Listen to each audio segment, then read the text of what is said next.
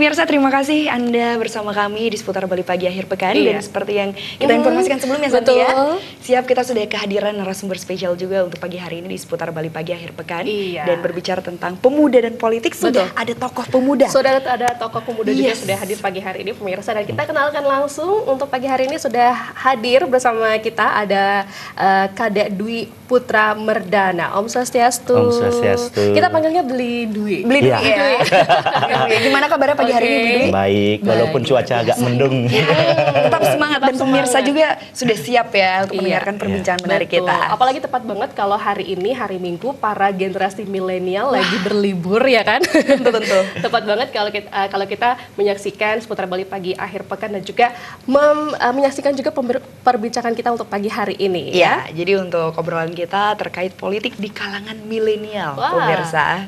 Kira-kira seperti apa kita akan bahas informasinya nanti. Tapi Vera ada satu informasi dulu nih ya untuk pemirsa terkait dengan politik dengan agama yang tidak dicampur adukan ya. Baiklah pemirsa, pelaksanaan Pileg dan juga Pilpres yang akan berlangsung 2019 mendatang diharapkan tidak ada menggunakan unsur sara maupun melibatkan agama. Dan politik tidak boleh dicampur adukan dengan agama sebab akan menjadikan radikal. Belakangan ini topik hubungan agama dengan negara kembali menjadi perbincangan publik. Dalam berpolitik tidak perlu membawa-bawa agama, demikian juga sebaliknya. Dalam beragama tidak perlu berpolitik. Politik tidak boleh dicampur adukan dengan agama, sebab jika politik dan agama digabungkan, maka politik akan menjadi radikal. Politisi Putu Pastika Adnyana menyatakan, dalam Undang-Undang Pemilu sudah dijelaskan dilarang menghina agama. Ketika unsur agama dilibatkan dalam politik, tentu tidak baik. Di satu sisi, agama merupakan kepercayaan pribadi. Dalam agama diajarkan nilai-nilai kemanusiaan, nilai-nilai budi luhur, sedangkan dalam politik lebih pada memperjuangkan aspirasi masyarakat. Apabila hal ini dicampur adukan, tentu akan menimbulkan perpecahan. Pihaknya menegaskan politik yang cerdas sudah pasti melahirkan pemimpin yang bijak. Buat saya itu politik yang tidak cerdas. Itu sama dengan provokator begitu. Kalau buat saya provokator dalam hal mencampur adukan antara agama, sedangkan kalau dalam agama itu adalah kita dituntun nilai-nilai kemanusiaan, nilai-nilai budi luhur, itu yang dituntun di sana. Sedangkan di politik ini adalah bagaimana mencari atau membuat aspirasi masyarakat, di mana kita bisa bekerja secara maksimal nanti untuk membela aspirasi masyarakat, baik itu di dalam lingkungan sehari-hari, dalam legislatif, seperti itu. Diatur dalam Undang-Undang Pemilu dan diawasi oleh Bapilu. Ya, mari kita membentuk sebuah opini perpolitikan di mana berpolitik ini secara cerdas. Saya yakin bahwa ketika berpolitik cerdas sudah pasti melahirkan pemimpin yang bijak. Itu buat saya. Dalam Undang-Undang Pilkada, larangan penggunaan politik sara diatur dalam pasal 69 huruf B. Dalam pasal tersebut diatur bahwa saat masa kampanye dilarang menghina seseorang, agama, suku, ras, golongan, calon gubernur, calon wakil gubernur, calon bupati, calon wakil bupati, calon wali kota, calon wakil wali kota, dan atau partai politik. Agung Ria, Bali TV. Baik pemirsa, pelaksanaan Pileg dan juga Pilpres ini akan berlangsung di tahun 2019. Iya, sebentar lagi ya, Vera ya. Ini dia untuk pemirsa Bali TV yang ada di rumah, jangan sampai golput dan harus memilih dengan hati nurani karena itu akan menentukan bagaimana negara kita ke depannya. Betul sekali. Lebih pemirsa. simpelnya Provinsi Bali sendiri. Untuk Provinsi Bali sendiri ya, dan sekali lagi itu di tahun 2019, kira-kira di bulan April. Nah, Tepatnya 17 April 2019. Oke, 17 April 2019. Jangan lupa dicatat dari sekarang. Oke, dan tentunya Beli Dwi yang hadir di sini juga akan kita berbincang ya terkait politik di kalangan milenial, pemirsa. Dari tadi kita menggaungkan milenial. Wah, seperti apa sebenarnya itu Beli Dwi? Kalangan milenial tersebut. Nah, sekarang kalangan milenial itu banyak diperbincangkan di masyarakat. Karena menurut beberapa lembaga survei, salah satunya Saiful Mujani Consulting dan bahwa jumlah pemilih milenial di Indonesia adalah sekitar 55%. Wow, setengahnya berarti Beli Dwi ya? Setengah lebih di sini. Nah, kenapa bisa banyak gitu? Apa sih sebagai acuan pemilih milenial itu? Nah, di mana pemilih milenial itu adalah pemilih yang berusia 17 tahun hingga 38 tahun. Di mana pemilih milenial ini memiliki karakteristik satu, dia memiliki pendidikan yang cukup. Nah, jadinya nanti dalam perpolitikan pesta demokrasi kita ini, para pemilih milenial ini akan memilih dengan cerdas. Jadinya susah terpengaruh oleh statement apapun, berita-berita yang istilahnya yang sekarang yang sering bertebaran adalah berita bohong, hoax itu seperti itu. Kemudian dia sering bermain media sosial, gitu. Itu bisa memantau juga di media memantau sosial. informasi. Jadinya kita harapkan para generasi milenial mampu memilih para calon-calon baik itu DPR maupun DPD, calon DPD. Habis itu presiden, wakil presiden. Karena perlu diingat pada 17 April 2019 kita akan melakukan pesta demokrasi dengan memilih 5 calon pemimpin. 5 calon pemimpin. Ya, di antaranya adalah DPRD tingkat 2 untuk kabupaten kota, kemudian DPRD provinsi, habis itu kemudian DPR RI, kemudian DPD RI yang merupakan perwakilan daerah, kemudian ada pemilihan presiden dan wakil presiden. Nah, berarti 5 sekaligus. 5 sekaligus. Pada tanggal yang sama, satu hari itu ya. Jadi emang betul-betul generasi milenial harus bisa memilih sesuai dengan hati nurani dan juga memang tidak terpengaruh oleh apapun. Ya. Ini ternyata usianya adalah 17 hingga 38. Berarti kita termasuk kalangan milenial. Generasi milenial. Generasi milenial. Termasuk 50%, 55%. 55% di bagian itu. Nah, sedikit mengejutkan juga dari 55% generasi milenial ini hanya 11,8% generasi muda yang mau ikut berpolitik. Hanya 11%. 11,8% dia merupakan anggota dari partai politik itu. Seperti itu. Jadinya ada perbedaan yang cukup signifikan. Namun di sini saya juga berbangga juga dengan generasi milenial yang mau ikut bertarung di dalam kontestan politik di 2019 itu sekitar 30% generasi milenial ini mau ikut sebagai peserta dalam pesta demokrasi. Wow, itu dia. Sudah mulai melek politik ya, tidak hanya melek teknologi ya. Iya, jadi politik juga harus melek gitu ya di kalangan generasi milenial. Dan untuk kalau kita berbincang tentang milenial, kemudian politik, apalagi di tahun 2019 ya nantinya sekali lagi itu sekaligus kita memilih 5 begitu. Dan kalau dihubungkan sendiri sebenarnya politik itu seperti apa sih kalau misalnya di kalangan generasi milenial juga? Kenapa akhirnya mereka memutuskan untuk banyak sekali yang ikut sebagai peserta begitu? Ya, politik itu awal masuknya politik, para pemuda itu jenuh dengan politik. Karena memang sudah dicap buruk lah perpolitikan itu. Karena apapun bisa dilakukan untuk mencari suatu kekuasaan. Kemudian selain itu banyak berita-berita bohong, isu-isu kedaerahan yang cukup sangat akan membuat gejolak yang diangkat oleh politisi itu untuk mencari kekuasaan. Nah, kemudian sekarang masuklah generasi muda yang ingin dengan berpendidikan cukup, ingin merubah mindset itu sehingga hasil dari pesta demokrasi kita itu berkualitas, gitu. Pemimpin-pemimpin kita astungkara nanti banyak dari generasi muda yang bisa memimpin, dia memiliki wawasan yang baru, memiliki cita-cita terhadap daerah, bangsa dan negara ini, memiliki motivasi-motivasi untuk memajukan dan mensejahterakan rakyat, gitu. Jadinya, ayo, mari anak muda dengan melek teknologi, lihat calon-calon yang ada untuk kita dapat ikut berpartisipasi untuk mensukseskan pemilu 2019 dengan hasil yang baik. Itu dia pemirsa. Jadi yang dahulunya anak muda terkesan apatis ya, Beli Duit sekarang sudah mulai bangun dan juga bangkit untuk bergabung tentunya menyukseskan untuk pemilu. Dan dari perempuan atau wanita juga ternyata mulai berkembang ya Beli Duit ya. Banyak juga ya. Banyak juga karena di peraturan KPU itu mengisyaratkan harus ada keterwakilan perempuan 30%. 30%. Iya. Tapi memang minim bahwa calon yang jadi dari kaum perempuan itu masih minim. Masih minim ya? Sekitaran 10%-an lah gitu.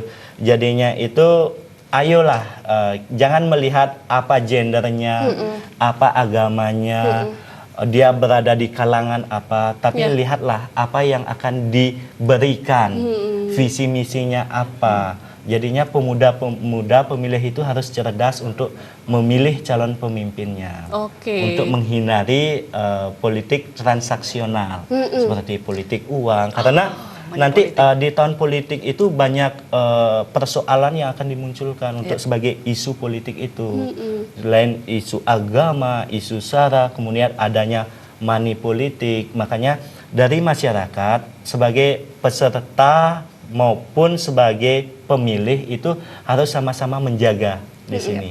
Jangan mau terpancing dengan kabar yang bohong seperti itu. Apabila terdapat pelanggaran, kita bisa melaporkan di Bawaslu ataupun Panwascam kita. Jadinya pemerintah sudah mengatur regulasinya. Apabila kita tahu di sana ada pelanggaran, kita bisa melaporkan. Sehingga kita berharap hasil dari demokrasi kita ini berkualitas. Nah, itu dia yang kita harapkan ya pemirsa, hasil dari demokrasi ini kita bisa menghasilkan sesuatu yang berkualitas begitu ya. Baiklah, dan tentunya nanti kita akan kembali lagi masih bersama Beli Dwi di sini untuk membahas bagaimana sih politik di kalangan milenial, dan kita juga akan hadirkan informasi terkait dengan anak muda yang harus berani berwirausaha. Nah, kira-kira seperti apa informasinya sesaat lagi.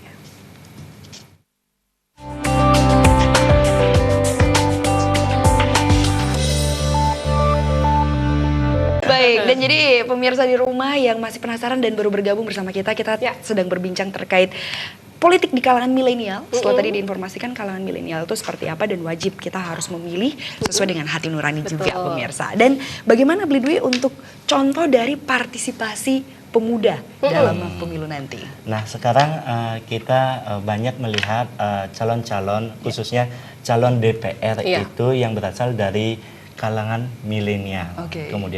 Kemudian selain calon DPR, kita juga ada beberapa memang ada bupati maupun gubernur, wakil gubernur itu berada di kalangan milenial. Sehingga partisipasi kaum milenial di Indonesia itu sudah meningkat dari kontestan politik dari sebelumnya ke kontestan politik mendatang seperti ini ke.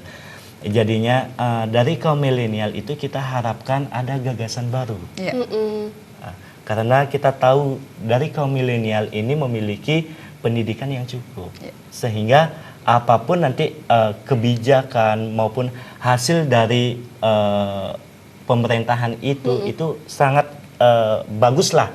Hasil outputnya itu sangat menarik lah, bukan sekedar aturan yang kemudian bisa dirubah kembali seperti ini Kak. Oke, seperti itu ya pemirsa. Dan tadi juga Beli Dwi sempat menyinggung tentang money politik. Nah, itu dia yang tentunya kita mengubah mindset pemuda tentang money politik tersebut. Mungkin saya tidak merubah mindset pemuda, tapi seluruh pemilih di Indonesia, di Bali pun harus merubah. Karena sangat riskan apabila politik itu dikaitkan dengan uang. Tapi memang itulah yang banyak dipergunakan di masyarakat untuk menjaring pemilih gitu. Tapi perlu diingat, dengan politik uang banyak hak-hak yang sebenarnya didapat oleh masyarakat ketika pemimpin itu jadi akan diabaikan. Seperti contoh, uang sudah diberikan. Nah, otomatis istilahnya ibu udah memilih saya. Setelah saya jadi, saya anggap itu adalah beli putus. Jadinya kewajiban saya kepada konstituen itu tidak ada.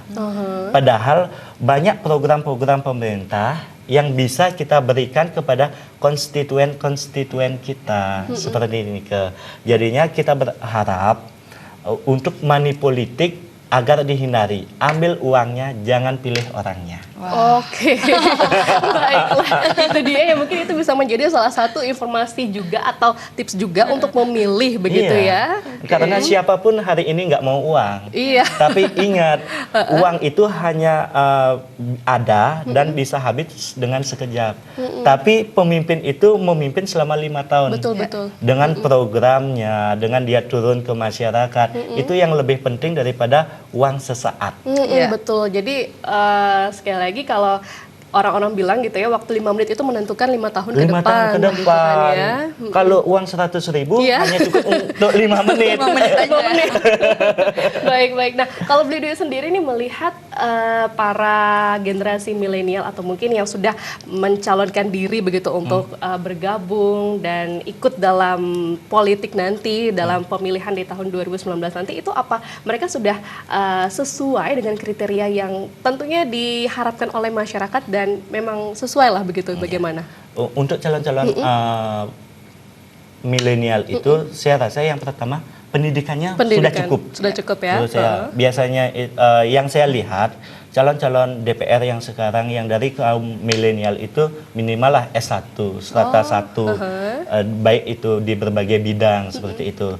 Nah, itu saya rasa sudah dengan pendidikan yang cukup itu dia itu memiliki wawasan yang luas. Tapi memang ada kekurangan antara kaum milenial dan kaum di atas milenial, yaitu dia di mana waktu dia untuk bersosialisasi kepada masyarakat cenderung lebih sedikit daripada kaum di atas milenial itu sendiri. Jadinya itu sekarang apakah masyarakat itu memilih hanya orang yang dikenal saja, apakah orang yang mampu untuk memberikan solusi, memberikan gagasan, ide-ide untuk pemerintahan. Baik, itu dia pemirsa. Jadilah pemilihan cerdas, harus cari tahu dulu bagaimana tipe pemimpin ya, bagaimana juga karakter dan juga profil dari calon-calon itu. Karena kita juga tahu bahwa segala akses teknologi itu sangat gampang, seperti jejak digital, misalnya. Saya itu siapa sih Dwi itu, kita lihat saja di internet. Kemudian pasti setiap calon itu memiliki media sosial seperti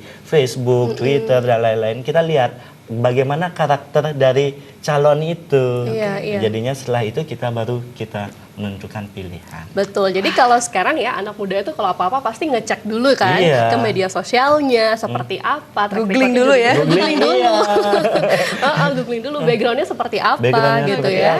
Apalagi sekarang kita aplikasi Android itu ada Google, kita cek nama lengkap nanti keluar apa aja dia pernah ngapain, dia pernah masuk berita seperti pernah tersangkut masalah hukum atau tidak, itu sangat gampang lah untuk zaman sekarang. Dan beli duit terkait beberapa berita-berita juga yang di Google yang kita bisa search juga, ada beberapa berita hoax juga. Bagaimana kita menyikapi? Karena berita hoax itu juga kadang-kadang terkait dengan calon-calon pemimpin kita. Nah, untuk berita hoax seperti itu, nah ketika kita tahu itu adalah berita bohong, kita cukupkan seperti itu. Jangan kita ikut nge-share. Kalau kalangan milenial itu kan senangnya saling nge-share kan, bagikan ke teman seperti itu ya. Cukupkan sampai di sana agar berita itu tidak berkembang dengan sangat luasnya. Kemudian kita bisa melaporkan berita itu. Apabila kita tahu akan kebenaran berita itu atau kebohongan berita itu, kita laporkan saja bahwa itu memang baik itu ke Panwas ataupun aparat kepolisian seperti itu terkait dengan pemberitaan bohong. Baik. Jadi kalau kita sudah menemukan informasi yang kayaknya mencurigakan, ya udah stop sampai kita stop, aja. Jangan ikut men-share karena kalau kita berani menge-share, kita ikut. Kena juga ya. Kita kena juga. Oke, baiklah itu dia ya. Jadi nanti kita juga akan kembali untuk membahas mengenai politik di kalangan generasi milenial. Masih bersama Beli Duit di sini dan kita juga akan hadirkan satu informasi untuk Anda. Jadi tetap bersama kami.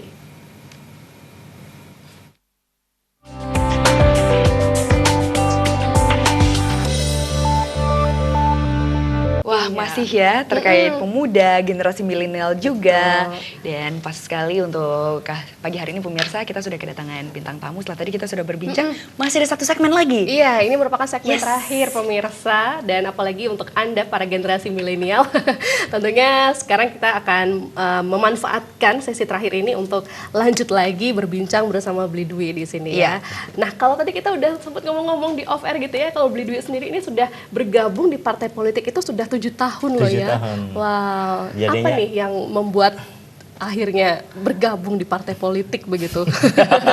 Mungkin ada informasi juga, bisa memberikan informasi juga kenapa sih anak-anak muda itu bisa memutuskan untuk bergabung di partai politik sama seperti Beli Dwi 7 tahun yang lalu. Awalnya saya sendiri melihat kejenuhan melihat perpolitikan di Indonesia. Kita tahu politik itu kotor, tapi apakah selamanya kita biarkan politik itu kotor? Makanya saya mencoba, karena saya orang baru, ingin merubah mindset itu. Kalau bukan kita, siapa lagi? Seperti itu dasarnya. Itu dulu dari awal, saya dari struktur terbawah hingga sekarang saya menjabat sebagai salah satu sekretaris DPC. Saya sekretaris DPC di Kota Denpasar. Tapi tidak mau menyebutkan nama partai.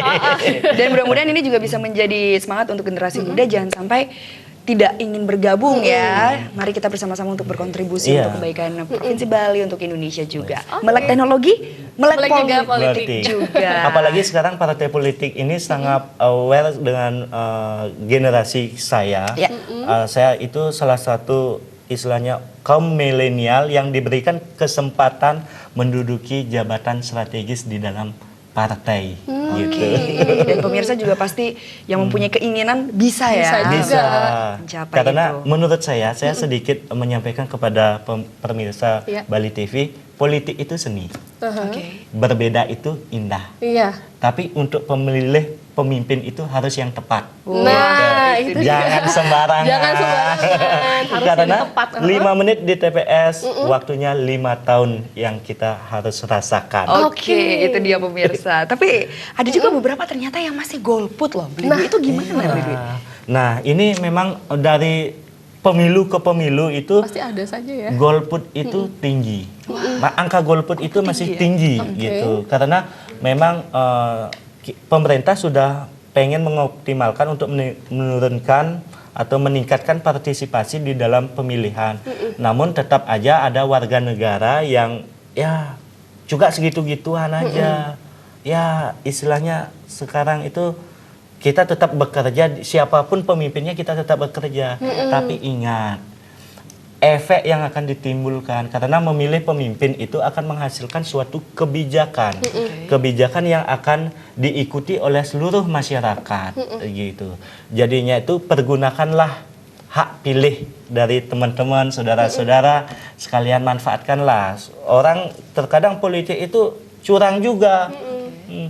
Banyak pemilih yang nggak datang dimanipulasi juga. Makanya apabila Anda ingin suara Anda aman, gunakan hak pilih Anda agar tidak ada orang yang ingin menguasai kepentingan Anda. Nah, itu dia. Baiklah, ini kita sudah sampai di sesi akhir ya. Jadi kita juga ingin tahu nih harapan kedepannya dari Beli Dwi terkait dengan politik milenial, dan mungkin sedikit tips-tipsnya diberikan kepada para pemirsa, silahkan. Saya berharap dengan banyaknya kaum milenial yang akan mengikuti pemilihan di tahun 2019 ini dapat menghasilkan calon pemimpin yang sangat baik. Yang baik dari yang ada, jadinya yang sangat baik itu dengan teknologi yang ada. Habis itu janganlah menggunakan berita bohong, hoax itu, politik sara seperti itu. Jauhkanlah, hindari itu. Jadinya kita ingin politik yang berkualitas, pesta demokrasi yang berkualitas, sehingga masyarakat sejahtera seperti ini ya. Oke, selamat menyambut pesta demokrasi sebentar lagi pemirsa. Jadi pemilih yang bijak dan juga cerdas ya. Iya, baiklah itu dia perbincangan kita bersama Beli Dwi hari ini. Terima kasih banyak sudah kasih. hadir di studio Beli TV. Sudah membuat kita juga semakin melek ya politik pemirsa, dan mudah-mudahan perbincangan kita pagi hari ini juga bisa memberikan manfaat untuk pemirsa di rumah. Oke, tapi jangan kemana-mana dulu karena kami masih memiliki satu informasi untuk Anda, dan di akhir juga kita akan memberikan informasi terkait dengan intisari dari harian yang terbit hari ini. Jadi tetap bersama kami.